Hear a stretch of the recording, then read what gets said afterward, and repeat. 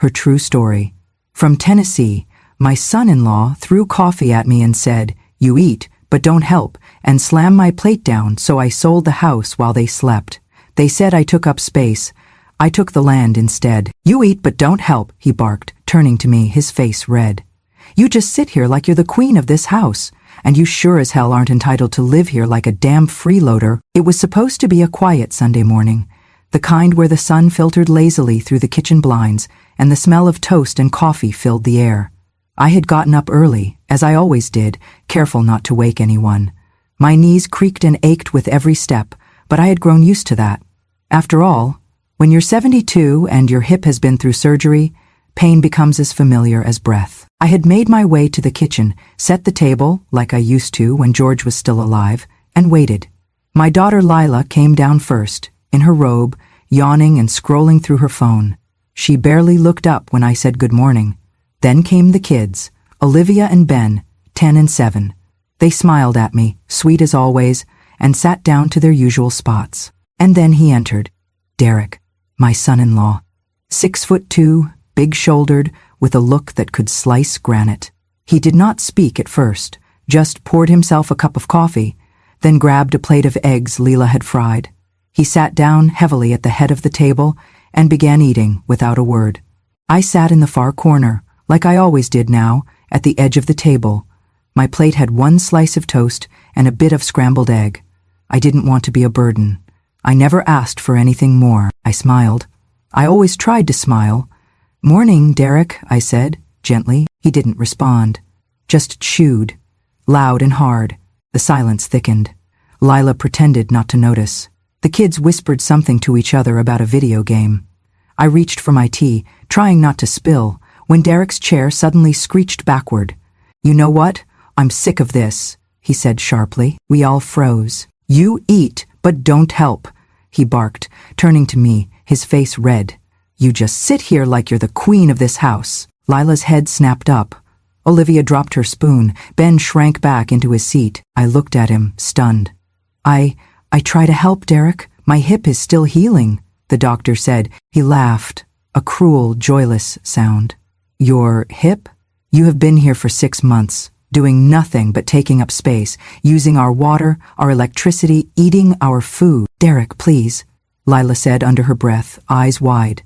"Not now." But he wasn't finished. He grabbed his mug of coffee, still steaming, and in one sudden, violent motion, hurled it toward me. The hot liquid splashed across my lap, soaking my old blue nightgown, scalding my skin. I gasped, not from pain but from the shock. The mug clattered to the floor and rolled under the counter. I looked down at the brown stain spreading over the fabric, my hands shaking. The kids stared at me, eyes wide, mouths open. Then, as if that wasn't enough, Derek slammed his plate down onto the table, so hard the eggs bounced and the plate cracked. "I work 50 hours a week and come home to this?" he shouted. "A house full of people, eating and lounging while I pay for everything?" I sat frozen, the burn on my thigh throbbing. No one moved. Lila just stared at the table, her lips pressed into a thin line. "You're not my mother," Derek said, voice low now, venomous. "And you sure as hell aren't entitled to live here like a damn freeloader." The words stabbed. It echoed in my head like a bullet ricocheting off bone. I turned to Lila, hoping, just hoping, for her to say something, anything, to stand up, to remind him that I was her mother, that I had raised her, fed her, sat by her bedside through every fever, saved every little card she made me, that this house once belonged to her father and me. But she only whispered, "Derek, just, not now, not now." The silence after that was louder than any scream. Olivia reached for a napkin and slowly offered it to me. I took it with trembling hands, wiping my dress, feeling the burn and the shame and the disbelief rise up my throat. "I think I'll go upstairs," I said, my voice barely above a whisper. No one stopped me. As I climbed the steps, one at a time, gripping the banister with knotted fingers, I felt my chest tighten. Not from the pain, but from something far worse, the realization that I did not belong here anymore, that the home I had built, the family I had raised, the love I had poured, had no room left for me. At the top of the stairs I paused and looked back. Derek was already back in his chair, scrolling through his phone. Lila was gathering plates. The kids stared at their cereal bowls as if they held the secrets to the universe. That was the moment I knew. I was not a mother in this house, not a grandmother, not even a human being. I was just a ghost, sitting in a chair that no one wanted filled. I went upstairs like a ghost, each step heavy, each breath thinner than the last. My legs were soaked from the coffee, my nightgown clinging to my skin, stinging. The hallway felt colder than usual, though I knew it was only my body reacting to shock. I closed the door behind me, slowly, carefully, so it would not creak. Then I turned the lock, not because I feared anything more would happen, but because I needed more than anything to feel I still had some kind of control. I sat on the edge of the bed, my hands trembling in my lap. The thin floral blanket I used every night was still half folded, the pillow where I kept George's old handkerchief tucked beneath it. I stared at the brown stains on my legs and on the nightgown, watched them bloom like wounds. My fingers felt for the buttons at my collar. I undressed quietly, mechanically, and changed into a fresh housecoat, one of the few I had left that was not threadbare. Then I sat again, still listening. No one came up, no knock on the door, no footsteps, no apologies. They had already moved on with their morning. The silence felt deafening. I pressed a hand to my chest, and my fingers touched something beneath the fabric. I reached in and pulled out the small gold locket I wore every day, even now, even when they mocked me for being sentimental. I opened it with a soft click. Inside, the tiny photograph of George was still intact, black and white, his eyes serious, his jaw firm, the same way he looked the day he returned from war. And just like that, the years melted away. I closed my eyes. The scent of cedar and fresh paint filled the air, and George stood out front with sweat dripping from his brow and a hammer still in hand. He had spent months building that porch. He wanted everything to be perfect, every nail, every plank. He did not have to do it himself, but that was who he was. After returning from the war, George had said he wanted to create something with his hands, something peaceful, something solid. "This house will keep you safe when I'm gone," he told me once, holding my face in his rough, calloused hands. "That's why I'm building it with my own 2 fists." It was the spring of 1959 when we moved in. Back then, the house stood on an open stretch of Tennessee land, surrounded by fields and birdsong. There were no neighbors yet, just trees that swayed like they knew our names, and deer that wandered near the back fence. George painted the kitchen blue because he said it reminded him of my eyes. I cooked our first meal there, with flour still on my sleeves from baking cornbread. We laughed like fools, danced to a scratchy radio song in the living room even before the floor was sealed. And oh, how that house held us. Through everything, 3 children, 1 miscarriage, storms that battered the roof, winters where we kept warm by piling quilt high and sitting together in silence. The night our youngest, Lila, was born, George nearly broke every traffic law in the county just to get me to the hospital. And when he held her in his arms, his whole face softened, like every hard edge from the war had finally dissolved into something gentle. He was not a perfect man, but he loved us with a loyalty that never once cracked. Even in his final days, when the cancer had taken most of his strength, George insisted I wheel him out to the porch so he could watch the sunrise. That porch he built, that land he worked, that house he never stopped seeing as ours. The last thing he said to me in a clear voice 2 days before he passed was something I had never forgotten. "If they love you, they'll honor this house. They'll see what it means to you.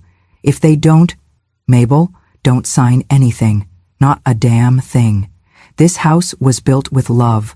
Do not let them turn it into something ugly." He had looked me square in the eye. "Promise me," and I did. My fingers tightened around the locket. I had kept that promise. The papers they had asked me to sign, Lila and Derek. Right after George's funeral, I had smiled and said I would think about it. They brought them twice more, Lila with guilt in her eyes, Derek with irritation in his. But I never did sign. I tucked them away in the bottom drawer of George's old desk in this very room, right under the hand-sewn flag from his service and the little wooden box that held our wedding bands. I knew what they assumed, that I had eventually given in, that Lila, being our daughter, had inherited it automatically, that I had no reason to hold on. But they were wrong. I still held the deed, still held the power. And tonight, After what happened downstairs, after Derek's cruel words and that scalding coffee, I realized something George probably knew all along. Sometimes love means protecting not just what was, but what still is, what still can be. I stood up slowly, walked across the room to the old desk, opened the drawer, and took out the file folder. It was a little dusty, but I knew the weight of it in my hands, like I knew the weight of George's voice in my heart. The transfer papers were still there, unsigned, and underneath them, the original deed. In my name, clear as daylight. I sat back on the bed, the papers in my lap, and stared at the signature line. Empty. Waiting. Powerful. In that moment, I no longer felt like a ghost. I felt like something I had not felt in months. Alive. And maybe, just maybe, it was time they remembered who this house really belonged to. At dinner that evening, I sat in silence, as I had learned to do. My plate was filled, as always, with whatever was left over after everyone else had served themselves. Lila handed it to me quietly, no eye contact, just a mechanical movement. The kids chattered about their day at school, Derek grunted at his phone while chewing, and the television murmured something forgettable from the living room. No one asked me how I was feeling. No one asked if the burn on my leg was better. It still hurt, reddish and sore. But I had learned long ago that physical pain was easier to endure than emotional bruising. I buttered my bread with slow, deliberate movements, like I was trying to fill time rather than a stomach. No one noticed. I had become a piece of the furniture in that house, a chair in the corner, a curtain no one opened. Sometimes Olivia would smile at me, and Ben would whisper, "Night-night, Grandma," when he remembered. But they were children, still innocent, not yet taught how to unsee someone. Lila caught my eye briefly and gave me that same tight-lipped expression. Then, in the kitchen after dinner, while I was rinsing my own plate under lukewarm water, she approached behind me. "Mom," she said softly, "please don't take what Derek said this morning to heart. He's been under a lot of stress at work." I turned the water off. I did not speak. She continued, a little more rushed now, like she just wanted the discomfort to end. "He's not a bad person. He loses his temper sometimes. He doesn't mean anything by it." I turned to look at her. Her eyes shifted to the floor. "He threw scalding coffee at me, Lila," I said quietly, "in front of your children." She bit her lip. "I know, I really need you to not make things harder right now. Please." I nodded once, turned back to the sink, and finished washing my plate. Harder. That was the word she used, as if I were a complication, not a mother, not a human being, just a burden that made her life harder. That night I sat in bed with a notepad and pen, one of the few things in the house that still felt like mine. I began writing things down, not out of vengeance, but out of necessity.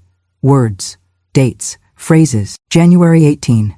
You just eat and watch TV, at least the dog fetches. February 5.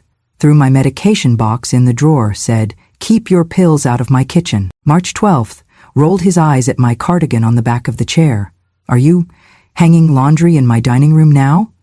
It became a small ritual, quiet, invisible. I hid the notebook beneath my pillow each morning. The act gave me back something small, my memory, my clarity, my truth. They might erase me with silence during the day, but I would write myself back into existence at night. I began to watch Derek more closely. The way he walked like the house was a stage and everyone in it owed him applause. The way Lila flinched when he raised his voice, even when it was not directed at her. The way he tossed his work boots into the hallway every evening, like the floor should be grateful to receive them. The colder Lila became, the more I felt her drifting, not just from me, but from herself. My daughter, once so full of laughter and rebellion, now moved like someone afraid of breaking. I wanted to ask her where the spark had gone, but the answer was too loud to ignore. It had been doused by years of trying to keep the peace that cost too much. One evening I was walking down the hallway when I heard Derek on the phone. His voice carried from the garage. I stopped, unseen, just outside the cracked door. "Nah, man," he was saying, chuckling. "I swear to God, it's like living with a ghost. The old lady just floats around the house, eats my food, says thank you like she's royalty, does not lift a damn finger, says her hip hurts. Hell, I'd rather clean a dog kennel than live with a mother-in-law who thinks she's owed the world." There was laughter on the other end of the line. Derek joined in. My heart slowed. Not stopped, just slowed. It was a strange feeling, somewhere between heartbreak and resignation. I turned and walked back to my room without making a sound.